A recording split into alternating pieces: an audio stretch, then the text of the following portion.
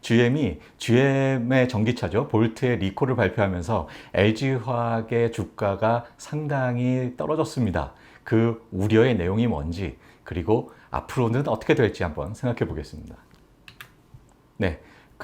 지금까지의 리콜을 여러 번 했는데 그 리콜의 내용을 한번 알아볼게요. 처음 리콜은 2020년 11월입니다. 17년부터 19년 생산분에 대해서 이 6만 9천 대의 볼트 EV를 리콜하는데요.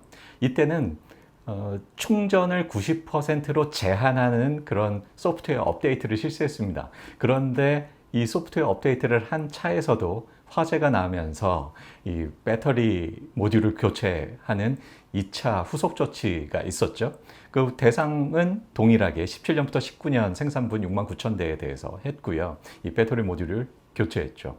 자, 이번 리콜 내용 한번 볼까요? 이번에는 19년 이후에 생산된 모든 볼트에 대해서 리콜을 추가 실시합니다. 사실상 전량 볼트의 리콜인데요.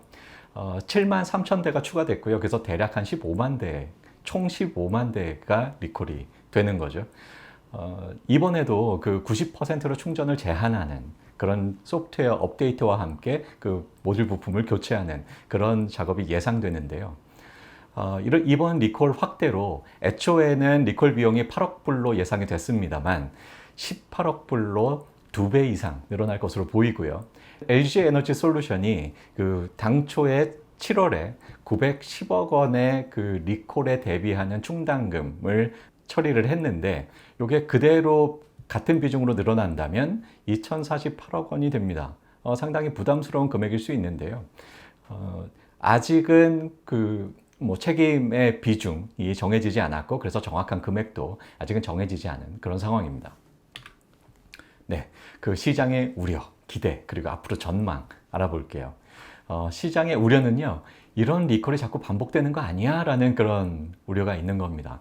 지난번 1차 리콜 때, 그때까지만 해도 반복되리라는 우려는 그다지 크지 않았는데, 이번에 추가 리콜을 하면서, 이거 계속되는 거 아니야? 라는 우려가 커졌죠. 이렇게 리콜이 반복되다 보면 시장의 신뢰를 상실하고 그리고 앞으로 그 충당금이 계속해서 늘어나면서 이 마진도, 배터리 마진도 둔화가 되겠죠. 이런 내용의 기저에는 LG 에너지 솔루션의 기술력에 대한 그런 어떤 의문이 기저에 깔려 있게 되는 거고요. 그런데 기대도 있습니다.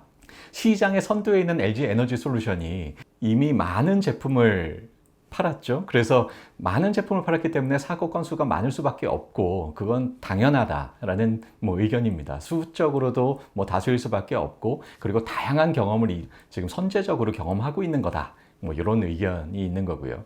그리고 중국의 CATL이 대안이 될 수 있는데 중국 회사이기 때문에 미국 시장으로는 들어갈 수가 없죠. GM으로서는 LG화학 외에는 별다른 대안이 없어 라는 이런 믿음도 함께 가지고 있고요.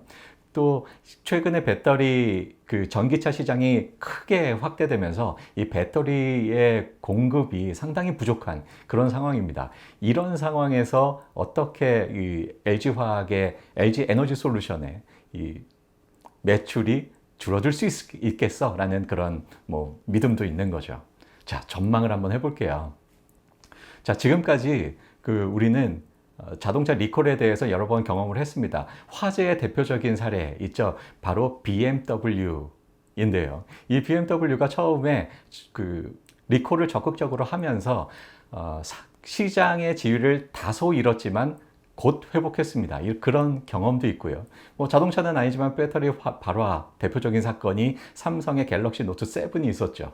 이것도 발화돼서 크게 화제가 됐었는데 전량을 리콜했고 그리고 곧 또 시장의 회복, 시장의 신뢰를 회복했습니다. 이런 여러 번의 경험들이 이미 있어요.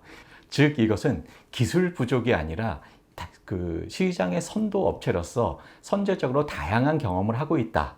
그렇게 보고요. 그래서 이런 경험을 바탕으로 해서 제품의 신뢰성을 더욱 향상시킬 수 있는 그런 기회가 되고 이런 기회를 누적해 가면서 독과점적 지위는 사실 더더욱 공고해질 것이다. 이렇게 봅니다. 자동차 그 시장은 굉장히 보수적인 그런 시장으로 널리 알려져 있죠.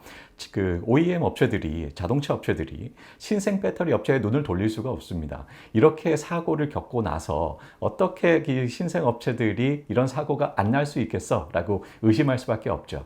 이미 이런 사고를 겪은 LG 에너지 솔루션 같은 선두 업체에 더더욱 의존할 수밖에 없는 그런 상황이 벌어질 것이다. 시장 지위가 더욱 공고화될 것이다. 저는 그렇게 보고요.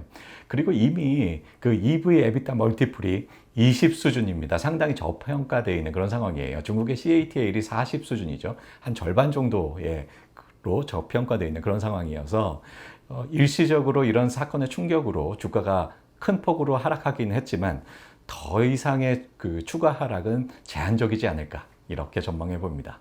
네, 오늘은 LG화학이 주가가 크게 빠지면서 우려됐던 그런 시장 우려에 대해서 알아봤습니다. 도움이 된다 생각되시면 구독, 좋아요 부탁드리고요. 오늘은 여기까지 할게요.